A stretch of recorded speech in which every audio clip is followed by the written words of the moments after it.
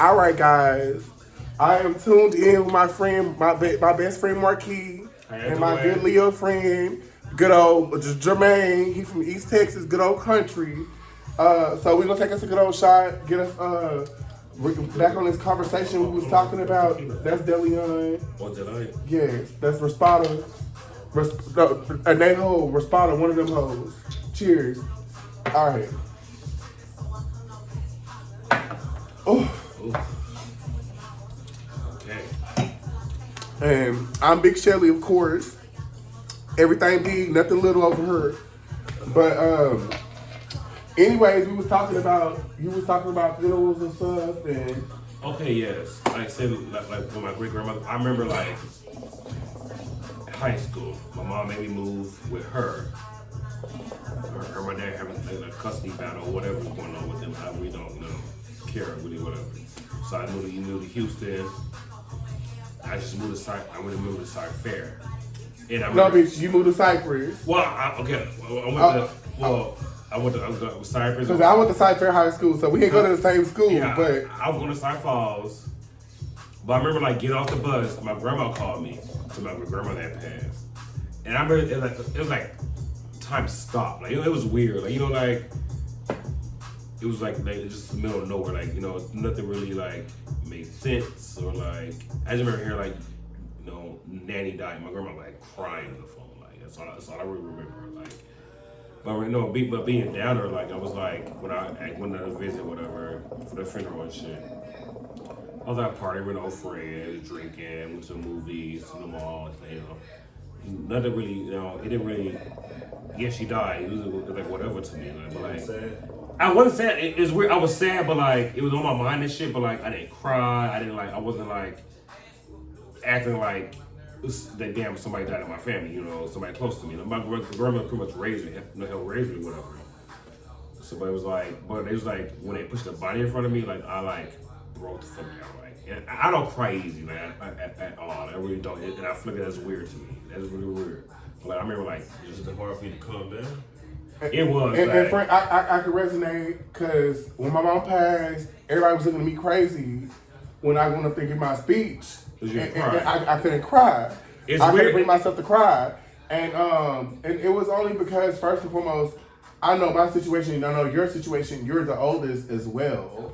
And so me, I know this child, oldest grandchild. Yeah, see, I'm the old. My mom's oldest on her side. I'm the oldest grandchild, but my dad's side, I fall third in line. So in the same. And so I'm the second though. Yeah. In my dad's side. So I was like, I was taught to like just my mama didn't like. She didn't like me crying or bitching about shit. That's what she would call it. She would call it bitching. Yeah. So I honestly, when she passed, I saw her bleeding out, which I still didn't cry. I had to muster strength up and shit to like get my siblings ready for school like nothing ever happened, and they were all so young. I was at the house, nigga, like where it was just me and my little brother Jacoby, and we didn't have no food in the house at the time. She had a purse with her, which what the food stamp card was. I mean, we didn't have shit to eat. So the one thing I did look forward to go to school to do was to eat, nigga. I just look forward to whether it was breakfast or lunch. I just knew it was gonna be some mess. I was in Aldine at the time, so I was in that ghetto ass school district. So no shade, but I just knew it was gonna be some shit. Lunchtime, breakfast time was gonna be a fight. What was your favorite thing in school? My favorite thing in school when I was going at that time in Aldine. Yeah. Going to the pep rallies and shit like that, but I ain't gonna lie, I was stealing. I was at that time. I was stealing. I was breaking in the classrooms, stealing everything from the classrooms. What you was saying, friend? The pep rallies were like we was the Caraway Cougars. The Pearl Gobblers, the little turkey bitch. Like they got y'all the goblins. The gobblers. Gobblers. Oh girl, they could have kept that. They could have gave y'all some owls or something, girl. The gobblers, the turkey bitch, the gobblers. Not the gobblers. The gobblers, bitch. But football, bitch, we not like football. Well, at least when I was in school, football and track, bitch, we know to play with, bitch. I ain't gonna lie. It's hard for me to cry too. It's hard. I can see that. I think it's isn't it funny weird? Like situation like it should be sad. But I can tell you when you cry. I get He cries out of anger. Yeah. I could see it. And it's just because I think it comes out of or that or being powerless, you know, Helpless. helpless or powerless. Like that's the only reason I can see that in you because that's the only reason I will cry. And when my mom died, I couldn't cry about that because like I knew how it was to struggle. You know what I'm saying? I knew how it was to like go to bed without food in the kitchen. Not even that. Mama gone all day to the doctor trying to hustle up the rent money and shit. And I'm stuck with nothing in the house and nigga having to put rice, ground meat, and fucking ketchup together to feed my siblings. So, see, friend, that's why I really like you. Like I said, you're my best friend. I love like you. You're strong. Like I never. And I could say like, yeah, I can do that too, cause I don't know. I never been through that shit. Like you tough that shit out, bitch, and you child. Like you tough that shit out, and you made something of yourself, bitch. And you still making something of yourself. Absolutely, and the thing is, you never. I feel like life is still a work in progress. Like you, every day you work up, you're supposed to be learning something new about your journey, whether it be something new you learn about yourself. Hell, I've been on a self-discovery journey. I ain't know I like fruits the way I like fruits. I ain't know I like juices the way I like juices. I ain't know I like to get up out my bed at 2 o'clock in the morning, butt ass naked and drink orange juice out the refrigerator. There are certain things I am learning about myself. I ain't know that, you know, I keep all my windows open in this bitch, even though it's 15 degrees outside. I'm still learning things about myself. You know what I'm saying? So I'm a work in progress. We all are. Like I'm still learning shit about myself, like or like my triggers and. But see, the thing is, to turn those into strengths. That's what the goal is on some real shit. I was trying to say that's something you have taught me. So why do Leos get angry so fast? No, we're passionate. It's the anger comes from passionate, and then passionate. From my perspective, it comes from passion. I can say that too because they don't. I feel like we're also not being. When you don't feel heard, when you get upset, and you constantly repeating yourself, or constantly going through the same situations, or you know you put in the same situations or the same critical situations again. You gonna what? All of a sudden you gonna start what? Spazzing out. And which is like at the end of the day, like we have a short fuse for bullshit, and you know you and I both know that. Yeah. So like I can't accept the bullshit you're giving when I know it ain't genuine. You know what I'm saying? So, and that's just how you're a realist. You call shit out for, and that's why I love my rest of soul. I was like the black sheep in my family for a while until I had to sit down with my Aunt Sue before she passed away. She was a Leo of the family. She was married to a reverend. She had gold teeth in her mouth still, rest her soul. She was the only fire sign that I actually knew of in the family. Connected to the family. And when my mom died, she let me be me. Like, she let me walk around the house with a CD player, and I had the Aaliyah CD in there playing, trying to restore healing. Because I had lost not just my mama, I also lost one of my favorite idols in the same year. I lost my mama, my best friend, and whatnot, because we was doing everything together. I told you we was in there pushing baskets of groceries out the store at 2, 3 o'clock in the morning. Doing all kinds of shit, friend. My mama had me sometimes helping her sell her Xanax pills, 2 for 10, shit like that. Somas, Vicodins, all of that, you name it. I knew how to do it because my mama had taught me how to do things at a young age and be, you know, the girl. And that's one thing I am gonna do. Regardless, I can be put. You can take me from here and put me in Timbuktu, and put me with nothing. I start me off with some sticks, stones, and lighters. I will come back leading the pack, and the nigga gonna come back making something out of nothing. But I never understood why she was so hard on me. And it made sense, like, when I started going through the journey I started going through, I was like, okay, damn, I'm the only one that's getting put in foster care. My siblings ain't going through this shit.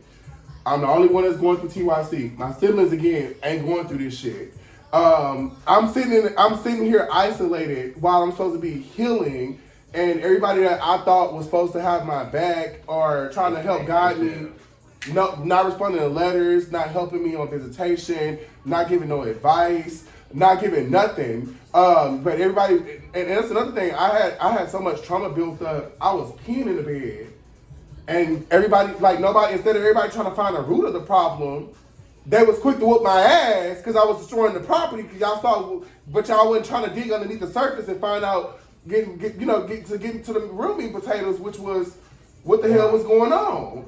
And if you notice that, if you go through, and I'm learning as a psychology major, that's one of the first signs of abuse, a trauma. Is when a child is frightened and when they're pissing in the bed and in the restroom right next to them. That is a sign of trauma. And I stopped peeing in the bed at 13. And so you just imagine when I started the bullying. It was just so much going on. So I'm like, now you can't pay one of them motherfuckers a blue face $100 bill that came from motherfucking Joe Biden himself to even do half of the shit they was doing back in the day though. Now you say that, but I feel like I stopped peeing too. But You started going through trauma too. That same age. You was going through, but we talked about you was going through trauma too. Yeah, but that same age. Mm-hmm. And my mom used to call me Pissy Popcorn.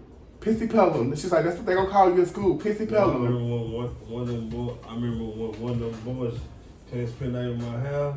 They pissed on mama's couch. Cause they was scared to use the restroom. Your mama had spazzed out on their ass. Your mama just give me Loretta Devine for making time. Shout out to Loretta. She for making time. Shout out to Loretta. Boy, she went the fuck out. That's big fofo. I can imagine that. I know my mama was gonna fuck off. Yeah, but I thank God for the 11 years I did have with my mama, cause that felt like a whole lifetime. It was like a lifetime of knowledge she dropped on me. She taught me how to see things for what they are and not for how people want you to see them as. And as somebody that's seen pretty much everything, I've seen death multiple times. I done seen abuse. I've been an abuser. I wouldn't say abuser. I've been a victimizer at one point. I've done things I'm not proud of. But at the same token, I've learned a lot upon my journey. Like everything was embarked on me. I had to go through certain things necessary to help me change the dynamic and change the tide on where life was trying to take me at that point in time, based on where I was born. Where that nurture versus nature shit is real. Where you're born and how you're brought up, it has a significant impact on who you're likely to become as a person in life, on some real shit. And people don't want to talk about that, but that's some real shit to talk about. Yeah, so my mama, I watch her give everything off. That's why I'm always a giver, even though I might get burned by people. I still try to have a good heart, because at the end of the day, she still had that, even though she was getting her, I ain't gonna say names or whatever. Her people was doing her dirty. But I said when you get burned, you come 10,000 times more. Yeah, absolutely. And that's why I've been blessed. I have my education paid for. I'm not in no student debt. My siblings weren't given that same opportunity. You know what I'm saying? So that's why because I put up with a lot of shit and suppressed a lot of shit too. Bitch, you fucked up. I haven't eaten all day long either because I'm fucked up, bitch. Oh, bitch, you want some brisket in there? You want me to make you a chopped barbecue sandwich? If you want something up for me. Yeah, I got you. Look, you over there looking like my friend dark skin, bitch. You look pale. Take chips in your man. Okay. You have to say potato chips. The look them crispers. Okay. But no, some real shit. But I learned a whole lot. Like I said, and the thing is, that's why I keep telling you, when you talk about keeping the knowledge to yourself, no, your job is to pass that knowledge on to people that don't have that same knowledge. Because once upon a time, think about it, there was a younger you that didn't know what you knew now. Yeah, I mean, I like to learn something new every day. That's my goal. And that's the objective. That's how you know you living. Living.